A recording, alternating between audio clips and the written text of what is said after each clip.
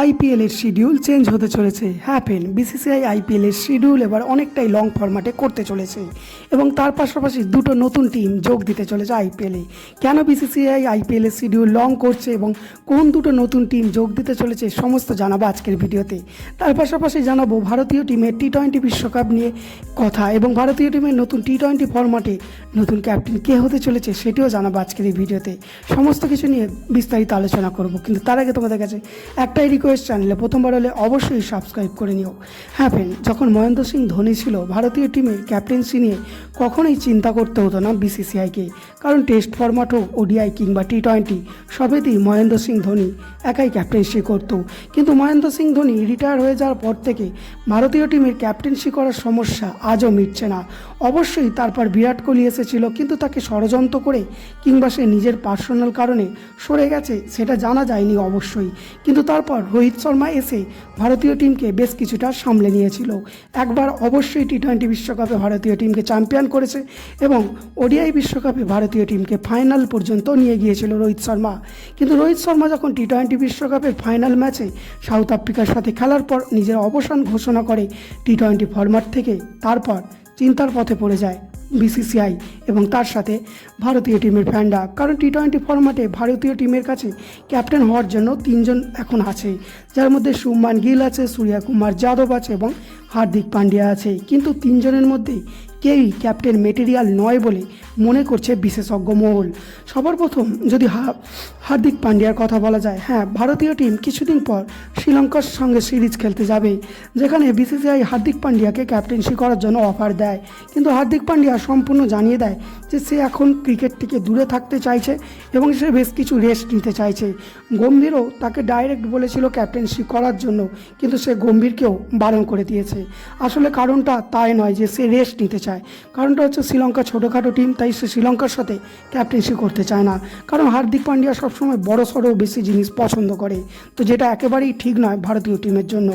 তারপর যদি সবার শুভমান গিলের কথা বলা যায়, তোমরা জিম্বাবুয়ে সিরিজে দেখতেই পেয়েছো শুভমান গিল একেবারেই ক্যাপ্টেন মেটেরিয়াল নয়। কারণ শুভমান গিল নিজের প্রথম ওপেনিং করার জন্য, নিজের জায়গাকে স্থির রাখার জন্য ঋতুরাজ গায়কোয়াড়ের মতো আইসিসি র্যাঙ্কিংয়ে থাকা প্লেয়ারকে বসিয়ে দিচ্ছে। যশস্বী জাসওয়ালের সেঞ্চুরি হতে দিচ্ছে না নিজের রান করার জন্য। তো শুভমান গিল কখনোই ক্যাপ্টেন মেটেরিয়াল নয়। কারণ মহেন্দ্র সিং ধোনিকে তোমরা অনেকবার দেখতে পেয়েছো বিরাট কোহলির 100 রান হওয়ার জন্য, 50 রান হওয়ার জন্য নিজে টেস্ট খেলেছে। তো একেই বলে ক্যাপ্টেন মেটেরিয়াল, যেটা রোহিত শর্মাও অনেকবার করেছে। কিন্তু শুভমান গিলের মধ্যে ক্যাপ্টেন মেটেরিয়াল একেবারেই নেই, যেটা ভারতীয় টিমের লেজেন্ডারি এক প্লেয়ার অমিত মিশ্রা নিজে একটি পডকাস্টে বলেছে যে শুভমান গিলকে গুজরাট টাইটান্সেরও ক্যাপ্টেন্সি থেকে সরিয়ে দেওয়া উচিত। সে ক্যাপ্টেন্সি থেকে সরে গেলেই হয়তো বেটার পারফরমেন্স করবে, ঠিক যেরকমটা সচিন তেন্ডুলকর করতো। কারণ সবাই ক্যাপ্টেন্সির জন্য নয়, বিরাট কোহলিও ক্যাপ্টেন্সিতে ভালো পারফরমেন্স করতে পারেনি, কিন্তু বিরাট তা বলেই শুভমানের মতো এরকম বাজে ব্যবহার কখনোই করেনি।